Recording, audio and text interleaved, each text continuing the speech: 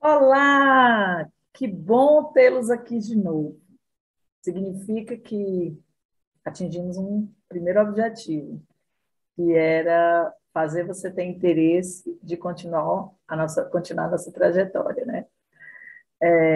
Então, hoje a gente vai aqui apresentar o modelo de bem-estar do Seligman, o PERMA, e é por onde a gente vai percorrer a nossa trajetória, a nossa viagem, para a gente entender o que a gente pode fazer para ter mais bem-estar, para promover mais bem-estar e felicidade para a gente, com quem a gente convive.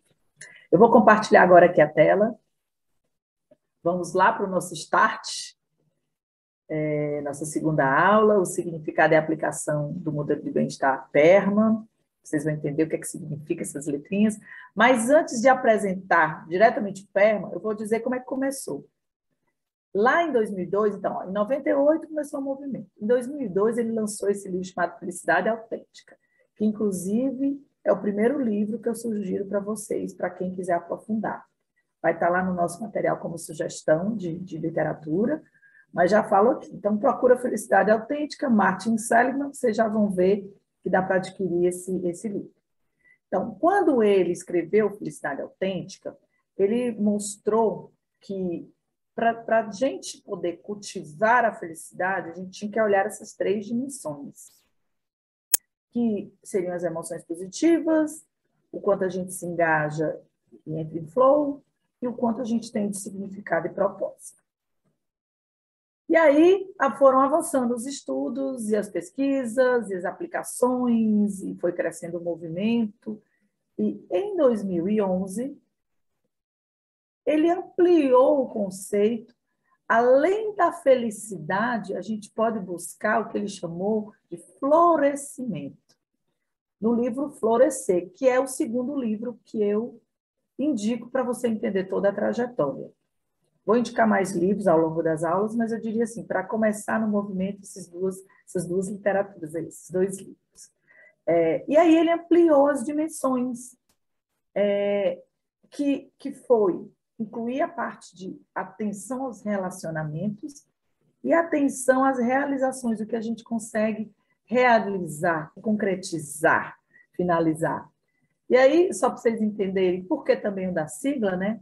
Como o nome é em inglês, a sigla é em inglês, para fazer sentido e para vocês gravarem, porque aí vocês podem começar a ficar atentos, o P, né, é de emoções positivas, nível de emoções positivas, o E é de engagement, ou engajamento, né? Flow, engagement, em Portugal a gente fala engagement, e no Brasil a gente fala engajamento.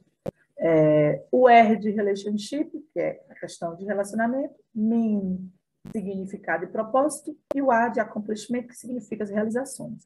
Então, além da felicidade, a gente buscar o florescimento, que é mostrar o que a gente tem de melhor, é entender como a gente pode crescer como ser humano. Então, ele ampliou e a gente observar a nossa felicidade nessas dimensões. Então, observar a felicidade da gente quanto a todas essas 5 dimensões. Eu vou deixar o link desses 2 vídeos, no qual ele explica o início do movimento, e também esse outro vídeo, que é quando ele fala do pé. Então, vocês acessem, a gente vai deixar esses links já direcionadinhos para vocês lá no ambiente. E aí eu vou começar aqui, só para vocês entenderem e vocês passarem a pensar o que é essa coisa de emoção positiva. Refere-se a uma quantidade de emoções positivas que eu tenho ao longo do dia. Às vezes, coisas curtas, né? É você começar a olhar o que funciona e valorizar, né? É você entender que você pode ter esse recurso em você e equilibrar, né, essas emoções negativas e positivas ao longo do dia. É olhar para o que funciona e não só para o que não funciona. É colocar positividade no teu dia a dia. A gente vai falar isso mais especificamente no próximo módulo. A segunda dimensão é o engagement, que tem a ver o quanto eu utilizo as minhas forças, o que eu sou boa para eu poder realizar uma atividade e conseguir me engajar, conseguir realizar ela com propósito, sentir ela no presente. Então, a gente vai falar um pouquinho, aprofundar um pouquinho sobre isso também. Como a gente pode estar mais atento e se engajar mais nas atividades. Isso traz bem-estar.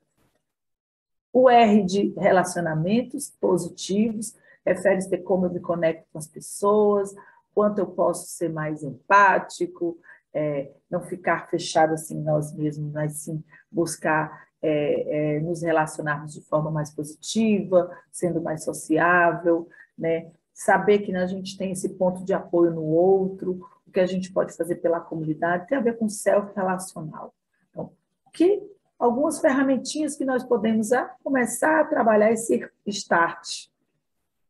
O M tem a ver com significado e propósito, entender o que faz sentido para a gente, o que tem a ver que facilita as nossas conexões, o que tem a ver com o que vale a pena, com que a gente olhar para trás e ver que a nossa trajetória de vida está valendo a pena, entender como é que a gente pode agir no sentido de ter mais propósito e significado.